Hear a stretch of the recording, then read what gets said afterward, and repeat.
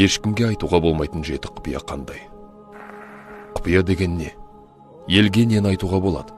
Айтылмайтын қандай құпия болуы тиіс? Мына тізімді тыңдаған адам біразымен еріксіз, келісері сөзсіз. Бірінші құпия. Келешекке құрған жоспар. Жоспар толыққанды орындалмайынша, ол туралы тіс жармау керек. Адамның кез келген ойы бастапқыда әлжуаз болып тұрады. Өне бойы шұрық тесік келеді. Кез келген жерінен кілтипан тауып, ізгі ойды ойсыратып алуға болады.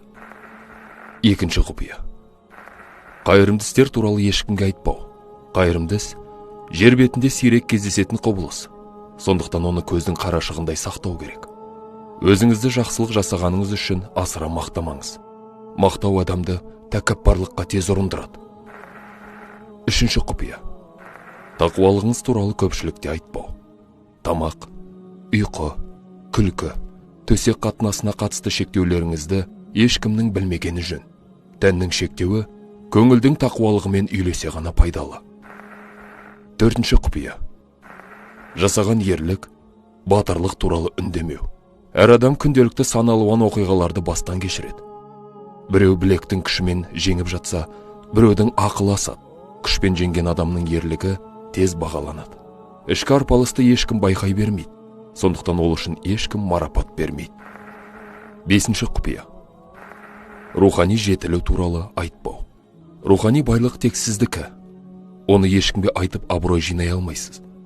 Айналаңыздағы адамдардың шын мұқтаждығын көрсеңіз ғана шет жағасын айтыңыз. Алтыншы құпия. Үйдегі ұрыс-керіс пен отбасылық өмір туралы үндемеу. Есіңізде болсын. Отбасыңыздағы ұрыс туралы неғұрлым азайтсаңыз, оның ынтымағы берік бола түседі. Ұрыс араласу барысында жиналып қалған зиянды қуат. Түйткілді көп талқылаған сайын, оған өзіңіз көбірек сене бастайсыз. Жетінші құпия. Баяғыда естіген жаман сөздер туралы айта бермеңіз.